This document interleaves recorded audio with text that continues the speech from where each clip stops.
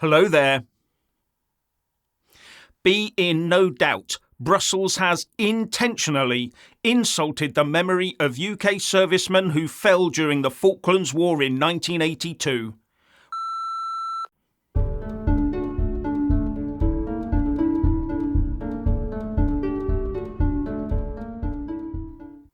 The Brussels Eurocrats did this on purpose in order to needle the UK. But there are ramifications to this that some might not spot. Because the EU has effectively declared in a formal official paper that Argentina has a claim on the Falkland Islands. And anyone who knows my history will understand exactly why this makes me so angry. This must bring an instant halt to the UK government plans to join the EU military via the back door of the mobility strand of the EU's Permanent Structured Cooperation Arrangements, PESCO. And more on that one in a moment. This was done on purpose by the EU to needle the UK. This was done on purpose to kick the families of those that fought and died in defence of the Falkland Islanders' right to live as they please. This was done on purpose to insult the Falkland Islanders, who voted overwhelmingly in a referendum in 2013 to remain a British overseas territory. The EU, it seems, will pander to any regime on the planet as long as they can have a pop at the UK in the process. And UK Ramoners will applaud this as they hate the UK. The EU could easily have omitted any talk of dispute in that document, but I suppose the opportunity was just too good to miss. All the Eurocrats have done is reopen old wounds and potentially sparked a new conflict. And the Argentine government is making hay while the sun shines by declaring this as a very significant move by the EU. A diplomatic triumph, they said. And they claim it's a move that reinforces their claims over the islands. And if we'd still been in the EU, Brussels would now be pressurising us hard to negotiate the Falkland Islands away.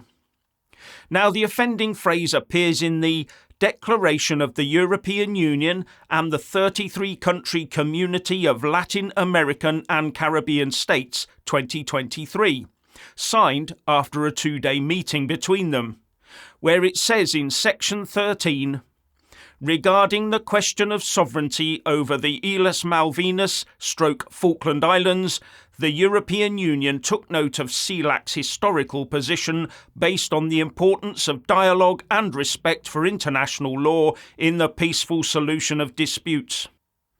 They even put CELAC's preferred name ahead of the Falkland Islands.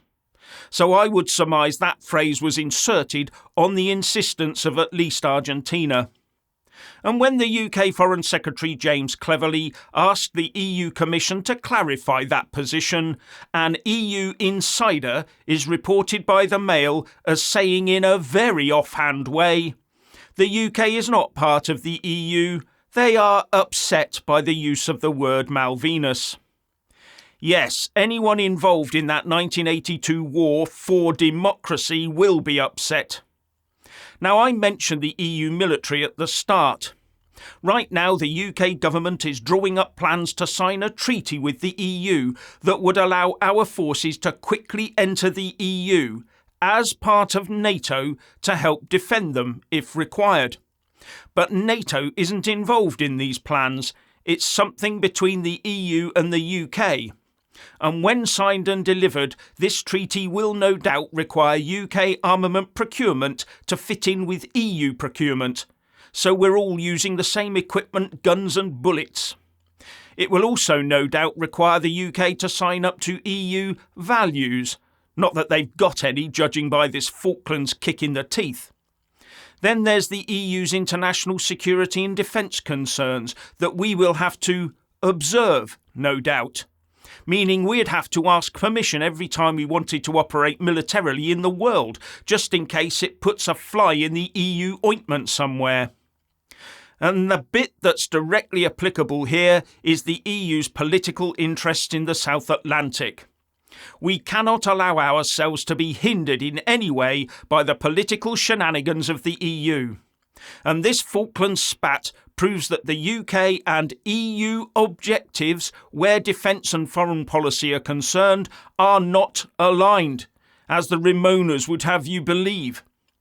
The last thing the UK needs is military equipment like weapons-grade satellite navigation equipment and sophisticated missiles that we have to buy from the EU that could have kill switches placed in them to prevent the UK using them without Brussels' permission.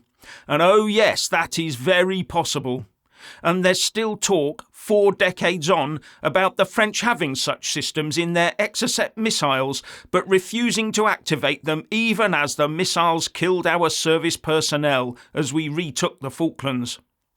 In fact, a French former defence official, Pierre Razou, confirmed that the then President of France, Mitterrand, refused to allow the UK the ability to disable those weapons. And our government is planning on joining the EU military? What next? Transfer of the UK big red nuclear button to Brussels? In fact, it would not surprise me if that infrastructure isn't already being put or has been put in place. And if the Tories didn't hand control of our nukes over to the EU, Labour will either get rid of them or give them to Brussels anyway. Now, the Buenos Aires Herald reports that the Argentine Secretary of State for the Falklands, Antarctica and the South Atlantic, Guillermo Carmona, called this development from the EU highly important, as it is the first time Brussels has mentioned this issue. In fact, the Buenos Aires Herald said, according to Carmona, until 2021, the EU considered the Malvinas Islands, South Georgia and the South Sandwich Islands as EU overseas territory. This should tell us something, shouldn't it? And the Argentine government unbelievably says that self-determination for the Falkland Islanders is not applicable because immigration to the islands is controlled. That tells me they'd either overwhelm them with people or replace them if they got half the chance, with the blessing of the Brussels Eurocrats, no doubt. Now, as far as I'm concerned, the EU has put down a marker on foreign policy that puts it at direct odds with the UK. This is not something we can ignore, because any future deals we sign with the EU will be a tacit agreement with that statement. And if we end up signing up to the mobility strand of PESCO, we will be signing up to the rest in short order. Because the UK civil service sees this as a way of saving money and getting the UK back inside the EU prison. And our military are not helped by the likes of the current chair of the Defence Committee, Tory MP for Bournemouth East, Tobias Ellwood, who voted Remain in the Brexit referendum, by the way, who sent a report from the Afghan province of Helmand pouring praise on the Taliban for their new security measures. Plank. And I wonder what he'd be saying if Argentina did get its hands on the Falklands. But he'll be one of the main players in this UK government move to shoehorn the UK armed forces into PESCO. And, over time, much of our intelligence network could well end up in the EU system as well. All fully supported by our establishment, of course.